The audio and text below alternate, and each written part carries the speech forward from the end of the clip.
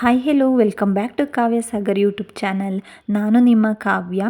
ಇವತ್ತಿನ ವ್ಲಾಗ್ ಏನಪ್ಪ ಅಂದರೆ ಇದು ಸೋಮವಾರದ ವ್ಲಾಗ್ ಆಗಿರುತ್ತೆ. ಅವತ್ತು ನಮ್ಮ ಮನೇಲಿ ವಾರ ಇರೋದ್ರಿಂದ ಸ್ವಲ್ಪ ಕೆಲಸ ಅನ್ನೋದು ಜಾಸ್ತಿನೇ ಇರುತ್ತೆ. ಏನೆಲ್ಲ ಇರುತ್ತೆ, ಹೇಗೆಲ್ಲ ಆಗುತ್ತೆ ಅನ್ನೋದನ್ನು ನಾನು ಈ ವ್ಲಾಗಲ್ಲಿ ನಿಮಗೆ ತೋರಿಸ್ತೀನಿ. ಸೊ ಬೆಳಗ್ಗೆ ಬೇಗನೆ ಎದ್ದು ತಿಂಡಿಗೆ ಅಂತ ಹೇಳಿ ಪಲಾವ್ನ ಮಾಡಿಕೊಂಡೆ. ನಾನು ವಾರದ ದಿನ ಸ್ವಲ್ಪ ಬೇಗ ಆಗೋ ಅಂಥ ತಿಂಡಿಗಳನ್ನ ಮಾಡ್ಕೊಳ್ತೀನಿ.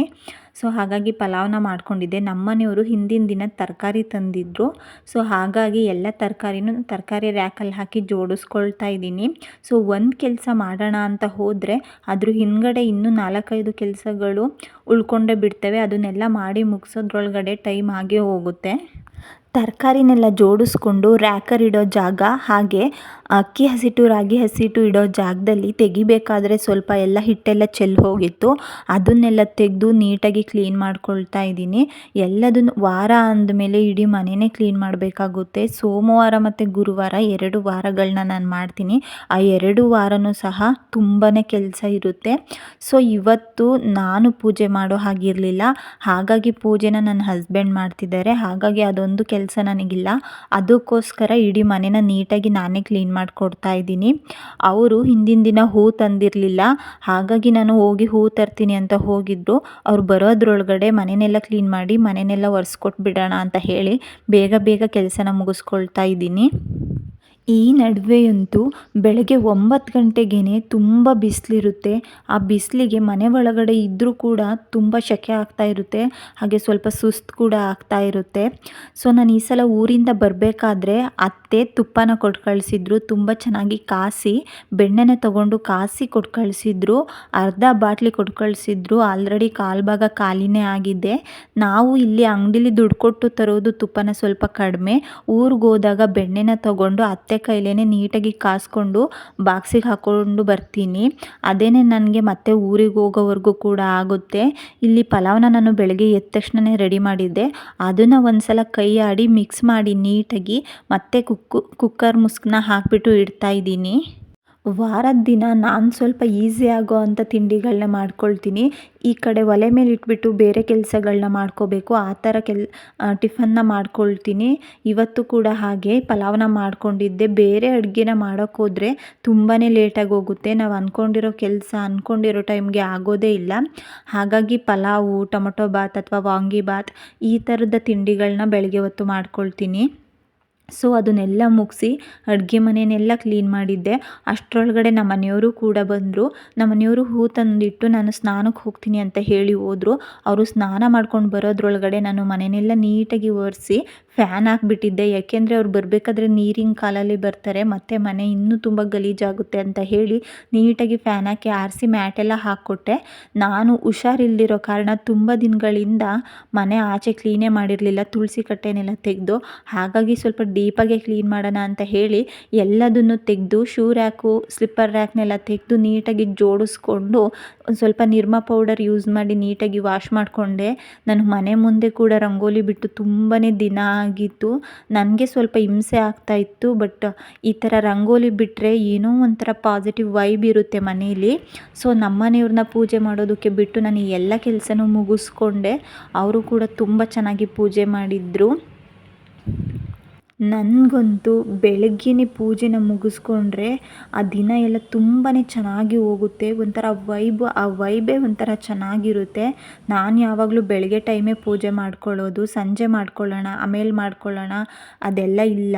ನಾನಾದರೂ ಅಷ್ಟೇ, ನನ್ನ ಹಸ್ಬೆಂಡ್ ಆದರೂ ಅಷ್ಟೇ, ನಾವಿಬ್ಬರಲ್ಲಿ ಯಾರು ಮಾಡಿದ್ರೂ ಕೂಡ ಬೆಳಗ್ಗೆನೇ ಮಾಡ್ಕೊಳ್ತೀವಿ. ನಮ್ಮ ಮನೆಯವರು ಪೂಜೆ ಮಾಡಿ ರೆಡಿ ಆಗೋದ್ರೊಳಗಡೆ ಒಂದು ಸ್ವಲ್ಪ ಪಾತ್ರೆ ಇತ್ತು, ಅದನ್ನು ಕೂಡ ವಾಶ್ ಮಾಡ್ಕೊಳ್ಳೋಣ ಅಂತ ಮಾಡ್ಕೊಳ್ತಾ ಇದ್ದೀನಿ. ನನಗೆ ಇವತ್ತೇನೇ ಕೆಲಸ ಮಾಡಬೇಕಾದ್ರೂ ಗಮನ ಎಲ್ಲ ಬಿಗ್ ಬಾಸ್ ಫಿನಾಲೆ ಮೇಲೆ ಇತ್ತು. ಯಾಕೆ ಅಂದರೆ ನಿನ್ನೆನೇ ಬಿಗ್ ಬಾಸ್ ಫಿನಾಲೆ ಮುಗಿದೋಗಿತ್ತು. ಬಟ್ ನಾನು ಇನ್ನೂ ನೋಡಿರಲಿಲ್ಲ. ಸೊ ಅದನ್ನು ನೋಡಬೇಕು, ಎಷ್ಟೊತ್ತಿಗೆ ಕೆಲಸ ಮುಗಿಸ್ಕೊಂಡು ನೋಡ್ತೀನೋ ಅನ್ನೋದರಲ್ಲೇ ಇತ್ತು. ಸೊ ಅದಕ್ಕೋಸ್ಕರ ಬೇಗ ಎಲ್ಲ ಕೆಲಸನೂ ಮುಗಿಸ್ಕೊಳ್ತಾ ಇದ್ದೀನಿ, ಬೇಗ ಕೂತ್ಕೊಂಡು ನೋಡೋಣ ಅಂತ. ನನಗಂತೂ ಹನುಮಂತು ವಿನ್ ಆಗಿದ್ದು ತುಂಬಾ ಖುಷಿಯಾಗಿತ್ತು. ಸೊ ಬೇರೆ ಯಾರು ವಿನ್ ಆಗಿದ್ರು ಖುಷಿಯಾಗೋದು, ಬಟ್ ಹನುಮಂತು ವಿನ್ ಆಗಿದ್ದು ತುಂಬ ಖುಷಿಯಾಯಿತು. ತ್ರಿವಿಕ್ರಮ್ ವಿನ್ ಆಗಿದ್ರು ಖುಷಿಯಾಗೋದು. ಬಟ್ ನನಗೆ ಎಲ್ಲೋ ಒಂದು ಕಡೆ ಹನುಮಂತು ಮತ್ತು ತ್ರಿವಿಕ್ರಮ್ ಭೇಟಿ ನೋಡಿದಾಗ ತ್ರಿವಿಕ್ರಮ್ ಭೇಟಿಯಲ್ಲಿ ಬರೀ ಭವ್ಯನೇ ಇದ್ದರು ಅನ್ನಿಸ್ತು. ಬಟ್ ಭವ್ಯನ ವಿ ಟಿ ನೋಡಿದಾಗಲೂ ಅಷ್ಟೇ ಅವ್ರ ವಿ ಟಿಯಲ್ಲೋ ಎಲ್ಲೋ ಒಂದು ಕಡೆ ಬರೀ ತ್ರಿವಿಕ್ರಮೇ ಇದ್ದರು ಅನ್ನಿಸ್ತು. ಸೊ ಹಾಗಿದ್ದಾಗ ಎಲ್ಲೋ ಆ ಆಟ ಪೂರ್ತಿ ಅವ್ರದ್ದಾಗಿರಲಿಲ್ಲ. ಬಟ್ ನನಗಲ್ಲಿದ್ದವರು ಎಲ್ಲ ವಿ ಟಿಲೂ ಕೂಡ ಹನುಮಂತು ವಿ ಟಿ ತುಂಬಾ ಇಷ್ಟ ಆಯಿತು. ಅವ್ರ ವಿ ಟಿಲಿ ಯಾವುದೇ ಥರ ಜಗಳ ಇರಲಿಲ್ಲ, ಬರೀ ಕಾಮಿಡಿ ಆಗಿತ್ತು, ತುಂಬಾ ಚೆನ್ನಾಗಿತ್ತು. ಪ್ರತಿ ಸೀಸನ್ನಲ್ಲೂ ಕೂಡ ನಾವು ಸ್ಟಾರ್ಟಿಂಗಲ್ಲೇ ಫಿಕ್ಸ್ ಆಗಿಬಿಡ್ತಿದ್ವಿ. ಸೊ ನಾವು ಇವರಿಗೆ ಫ್ಯಾನು, ಇವ್ರು ಚೆನ್ನಾಗಿ ಆಡ್ತಿದ್ದಾರೆ, ಇವರೇ ವಿನ್ ಆಗಬೇಕು ಅಂತ. ಆದರೆ ಈ ಸೀಸನ್ನಲ್ಲಿ ನಮಗೆ ಸ್ಟಾರ್ಟಿಂಗಿಂದ ಒಂದು ಮಿಡಲ್ವರೆಗೂ ಕೂಡ ನಾವು ಯಾರಿಗೆ ಸಪೋರ್ಟ್ ಮಾಡಬೇಕು ಅನ್ನೋದೇ ಗೊತ್ತಾಗಿರಲಿಲ್ಲ ಇನ್ನೂ. ಬಟ್ ಚೆನ್ನಾಗಿತ್ತು ಸೀಸನ್ನು. ಬಟ್ ಹನುಮಂತು ಬಂದಮೇಲೆ ಅದೊಂದು ಲೆವೆಲ್ಗೆ ಹೋಯಿತು ಸೀಸನ್ನು. ಹಾಗೆ ರಜತ್ ಅವರು ಕೂಡ ತುಂಬಾ ಚೆನ್ನಾಗಿ ಆಡಿದ್ರು. ನನಗೆ ಆ ಇಡೀ ಫಿನಾಲೆಯಲ್ಲಿ ಸುದೀಪ್ ಅವ್ರಿಗೋಸ್ಕರ ಕಲರ್ಸ್ ಕನ್ನಡ ಒಂದು ಗಿಫ್ಟ್ ಕೊಡ್ತಾರೆ. ಆ ಗಿಫ್ಟು ನನಗೆ ತುಂಬಾ ಇಷ್ಟ ಆಯಿತು. ಅದನ್ನು ನೋಡಿ ನನಗೂ ಎಲ್ಲೋ ಒಂದು ಕಡೆ ತುಂಬಾ ಅಳು ಬಂತು. ಚೆನ್ನಾಗಿತ್ತು ಬಿಗ್ ಬಾಸ್ ಫಿನಾಲೆ. ಪಾತ್ರೆ ತೊಳೆಯೋ ಕೆಲಸನೆಲ್ಲ ಮುಗಿಸ್ಕೊಂಡೆ. ನಮ್ಮನೆಯವರು ಕೂಡ ತಿಂಡಿ ತಿಂದು ಡ್ಯೂಟಿಗೆ ಹೋದರು. ಅವರು ಹೋದಾದಮೇಲೆ ಒಂದು ಬಕೆಟ್ ಬಟ್ಟೆ ಇತ್ತು, ಆ ಬಟ್ಟೆನೆಲ್ಲ ನೀಟಾಗಿ ವಾಶ್ ಮಾಡಿ ಹೋಗಿ ಟೆರೇಸ್ ಮೇಲೆ ಕೂಡ ಹಾಕಿಬಂದು ಮಧ್ಯಾಹ್ನಕ್ಕೆ ನನಗೆ ಏನಾದರೂ ಮಾಡ್ಕೋಬೇಕಲ್ಲ ಅಂತ ಹೇಳಿ ಹೋಗಿ ಮೊಸರನ್ನ ತಂದಿದ್ದೆ. ನಾನು ಸ್ವಲ್ಪ ಚಟ್ನಿ ಕೂಡ ಇತ್ತು, ಅದಕ್ಕೇ ಗೋಧಿ ದೋಸೆನ ಮಾಡಿಕೊಂಡೆ. ಈ ಬಿಸಿಲಲ್ಲಿ ನಮಗಂತೂ 1/2 ಲೀಟರ್ ಮೊಸರು ಕೂಡ ಸಾಲೋದೇ ಇಲ್ಲ, ಅಷ್ಟು ಬಿಸಿಲು. ತುಂಬಾ ಮಜ್ಜಿಗೆ ಕುಡಿಬೇಕಾಗುತ್ತೆ. ಸೊ ನಾನು ಇಲ್ಲಿ ಹಸಿ ಕಾಳನ್ನ ನೆನೆ ಹಾಕ್ಕೊಂಡಿದ್ದೆ, ಅದನ್ನು ಕೂಡ ಸ್ವಲ್ಪ ಮೊಳಕೆ ಕಟ್ಕೊಂಡೆ. ನಮ್ಮನೆಯವರು ಕೂಡ ಮಧ್ಯಾಹ್ನ ಊಟಕ್ಕೆ ಅಂತ ಹೇಳಿ ಬಂದರು. ಅವರಿಗೂ ಕೂಡ ಊಟನೆಲ್ಲ ಬಡಿಸ್ದೆ. ಸ್ವಲ್ಪ ಟೈಮ್ ಇದ್ದು ಅವರು ಮತ್ತೆ ನೆಕ್ಸ್ಟ್ ಡ್ಯೂಟಿಗೆ ಹೋದರು.